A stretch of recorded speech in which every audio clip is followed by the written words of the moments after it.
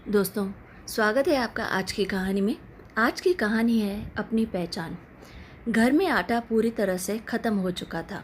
दफ्तर से लौटने पर मोहन को पहला हुक्म गेहूं पिसा लाने का मिला। 10 सेर गेहूं साफ करके एक गंदी सी टोकरी में रख दिए गए थे। यह काम करना ही पड़ेगा, सोचकर मोहन ने एक गहरी सांस खींची। नया नया बीए किया था, यद्यपि शादी पहले ही हो चुकी थी।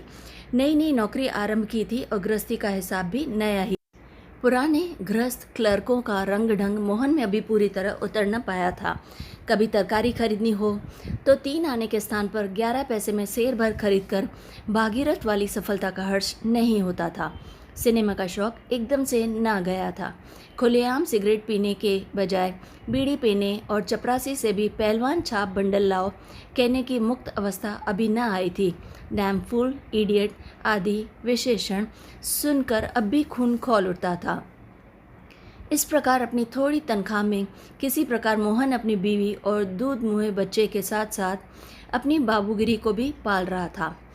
गंदे कपड़े पहनने वाले, बंद गले के कोट और गोल टोपी में आने वाले पुरनिया बाबुओं को वह शासन के सर्वथा अयोग्य समझता था। कहने की बात है कि वह इस सब का आदी नहीं हुआ था और इन 10 सेर गेहूं को देखकर उसे लगा मानो 10 दिशाएं उसके ऊपर चारों ओर से चिंता की धारा बरसा रही हैं। माला ने कह दिया था कि आटा बिल्कुल नहीं है, इसलिए गेहूं पिसाना ज़रूरी था। गेहूं लेकर रास्ते से निकलना है। आगे रास्ते में मिस्टर अग्रवाल मिल गए तो कल इतवार है, सवेरे उन्होंने चाय पर बुलाया है। विश्वविद्यालय के पुराने साथी हैं, असिस्टेंट राशनिंग ऑफिसर हो गए हैं, फिर भी मित्रता मानते हैं। ये गेहूं किसी मजदूर को भेजकर पिसा लिए जाएं, पर विश्वास योग्य मजदूर मिले कहाँ, और आटा चक्की भी कोसों दूर है। कोई मिला भी तो 8-10 आने से कम क्या लेगा। जितने की भक्ति नहीं उतने की खंजड़ी फूट जाएगी।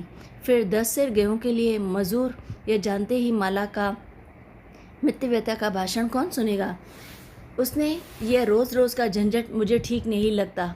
सब गेहूं निकालो, अभी पिसवा लाऊंगा। माला ने सीधी निगाहों से देखकर कहा, जाकर पिसा लाओ, आधे घंटे का काम है और गेहूं नहीं है। मजबूरी थी, बोला बांध दो। माला ने एक मैले झोले में, जैसे पुरानी साड़ियों के किनारों को जोड़ जोड़ कर बनाया गया था, उसमें गेहूं भर दिए और कहा, ले जाओ। मोहन ने झल्लाकर कहा, वह झोला मैं छूऊंगा भी नहीं। ओह, कितना गंदा है। माला ने वे गेहूं फिर टोकरी में डाल दिए। ये झोला हाथ में लटकाया जाने वाला था। कुछ दिन पहले जब लोग कुर्ता और मिर्जई पहने थे, कंधे पर लटकाए जाने वाले 2 पेट के झोलों का चलन था। जब से कपड़ों में स्टार्च लगने लगा और क्रीज होने लगी, कोट पतलून का राज्य हुआ। तब से कंधे या सर पर अपना सामान ले जाने की प्रक्रिया उठ गई। इन हाथ वाले झोलों का आदर बढ़ा। भाव यह था कि बोझा ढोते समय हम जितना ही बोझ को नगण्य माने, उसी अनुपात में हमें भद्र माना जाएगा। अतः 20 सेर का सूटकेस बैग के रूप में हाथ में लटकाकर और बार बार पैर के घुटनों से उसे लड़ाकर लोग कृत्य हो जाते हैं, परंतु 3 सेर की पोटली कंधों पर नहीं रख सकते। खैर, दुर्भाग्यवश यह एक ही झोला था जो इतना गंदा निकला कि मोहन उसे छू तक नहीं सकता था। उसने फिर कहा, क्या गेहूं पिसाने नहीं हैं जो लाट साहब की तरह रख दिए। कहते हैं कि उसे अपनी भूल का अनुभव हुआ कि लाट साहब को गेहूं टोकरी में डालने के बजाय कुल और ही महत्वपूर्ण काम करने के लिए रखा जाता है। धीरे से माला ने कहा, ले काहे में जाओगे। अपेक्षाकृत एक साफ कपड़ा ढूंढकर जो धोती थी उसे दोहराकर उसे गेहूं बांध लिए गए। एक छोटी सी पोटली बन गई। अब उसे बगल में दबाने पर जान पड़ा कि वह कमीज के सामने काफ़ी मैली पड़ती है। मोहन ने घर पर पहनने वाली यानी मैली कमीज और उतनी ही मैली धोती पहन ली। चलते चलते कहा, मेरी सिल्क वाली कमीज़ के बटन टूट गए हैं, लगा देना। कल उसे ही पहनकर ARO साहब के यहाँ चाय पर जाना है। इतना कहकर वह बाहर आया। झुका झुका सड़क पर चलने लगा। 10 सेर गेहूं क्या लिए जा रहा था, मानो इतने ही गेहूं कहीं से चुरा कर लोगों की निगाह बचाकर भागा जा रहा था, जो डर था कि वही सामने आया। बाबू रामनाथ अग्रवाल के भाई सामने से टहलते हुए आ रहे थे। मोहन की बार बार इच्छा हुई कि ज़मीन फटे और वह उसमें समा जाए। शंका यह है कि यह इच्छा एक बार ही क्यों ना हुई कि ज़मीन फटे और स्वयं बाबू रामनाथ उसमें समा जाए। समाधान यह है कि यदि ऐसा हो भी जाता है तब भी मोहन अपनी पोटली के साथ पृथ्वी की लज्जा का भार सहन करने के लिए रह ही जाता। पर ज़मीन इतनी सस्ती नहीं है कि इच्छा करते ही टके की पतंग की तरह फट जाए। बाबू रामनाथ सामने आ गए। वे शायद मोहन को देखते भी नहीं, पर उसने सोचा कि यदि उन्होंने देख लिया तो समझेंगे कि वह इस हालत में मारे झेप के चुपचाप निकला जा रहा है। इस कारण यह सिद्ध करने के लिए कि अपना काम करने में वह जहाज़ पर कोयला झोंकने वाले प्रिंस ऑफ वेल्स की सा महान और निर्लज्ज है, उसने पहले ही कहा, ओहो रामनाथ जी कहाँ हैं। उनकी स्वाभाविक मुस्कान भी उसे व्यंग्यपूर्ण जान पड़ी। उन्होंने पूछा, आप कहाँ? अरे साहब, ये गेहूं गले पड़ गए। अभी पिछले इतवार को ही वह लौंडा 25 से के करीब पिसा ले गया था, सब न जाने कहाँ चला गया। सोचा फिलहाल के लिए इतना ही पिसा लाऊं, बेच देना था ना किसी को। चलिए रतन देखाएं, ऐसी पिक्चर आज तक नहीं बनी। अरे जनाब, रतन देखने की फुर्सत कहाँ है। कहते ही उसे लगा कि उसने पुराने बाबुओं वाली कोई बात कह दी है। चलते चलते रामनाथ जी कह गए, कल आइएगा अवश्य, मिस पाहुजा भी शायद आवें। रामनाथ की आवाज़, उसे लगा कि उसमें कुछ रुखाई सी है। और मिस पाहुजा? कहाँ 10 सेर गेहूँ और कहाँ वे, केवल रंग की समता है। बैसाख के सूरज की ढली रोशनी की में चक्की के सामने रूखा दृश्य, आटे के कणों से भरी हुई हवा का स्पर्श, घर घर का घोर शब्द, मुंह खोलते ही खांसी लाने वाला रस, लोगों के पसीने की गंध, समस्त ज्ञानेंद्रियों को सुन्न करने वाला यह वातावरण उसे मिस पाहुजा के बारे में रोमांटिक नहीं बना पाया।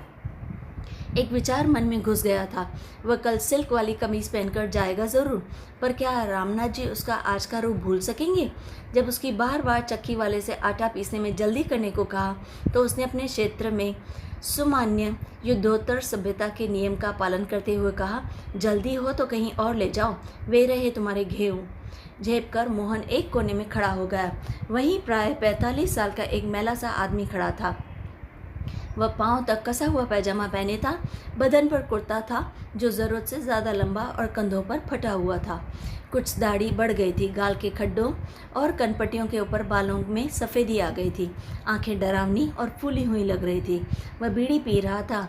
उसने एक फूंक मोहन की ओर फेंकते हुए कहा, कहाँ काम करते हो? मोहन को उससे बात करने में अपमान सा जान पड़ा। उसने उसकी बात अनसुनी कर दी।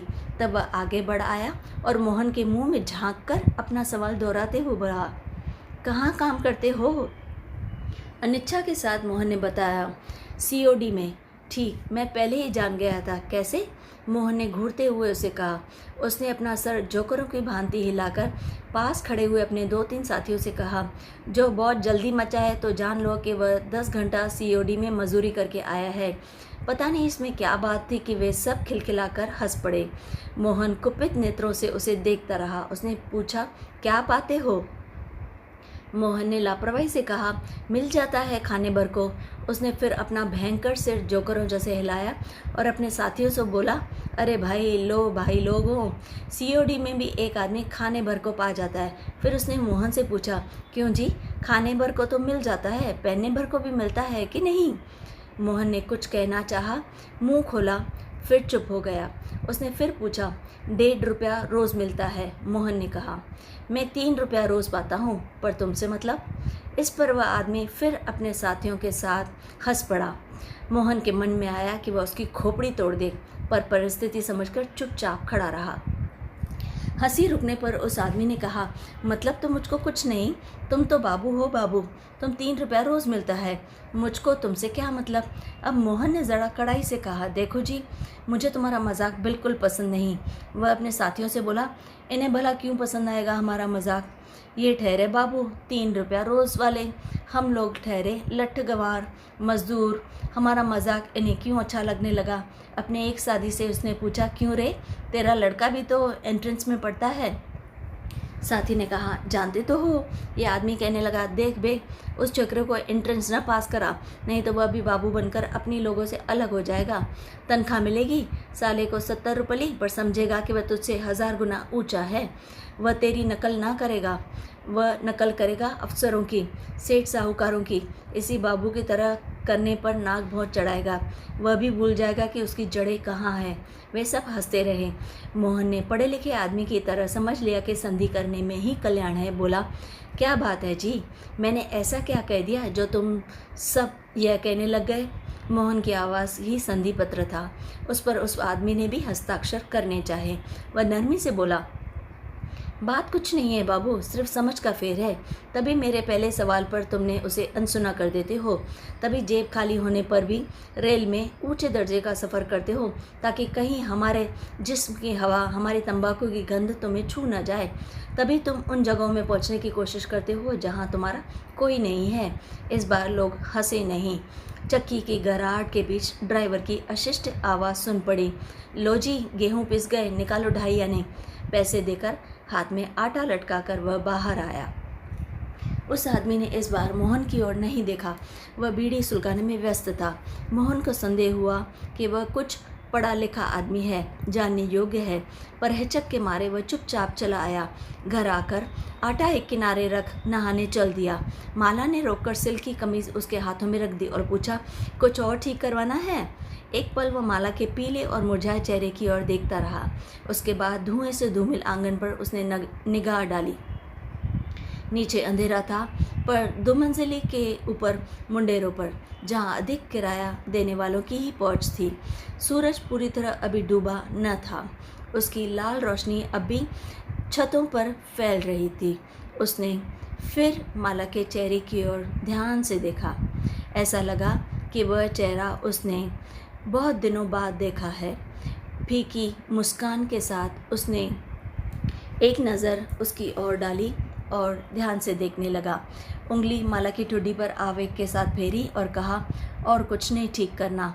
फिर तौलिया और साबुन लेकर वह चुपचाप ज़मीन पर रखकर कपड़ों का पुराना संदूक खोल उस कमीज़ को उसने सबसे नीचे रख दिया और उसके बाद नहाने चल दिया। तो दोस्तों, कैसी लगी आपको ये कहानी? अगर अच्छी लगे तो लाइक और शेयर ज़रूर कीजिए और चैनल को याद से सब्सक्राइब कर दीजिए। Like, share, subscribe.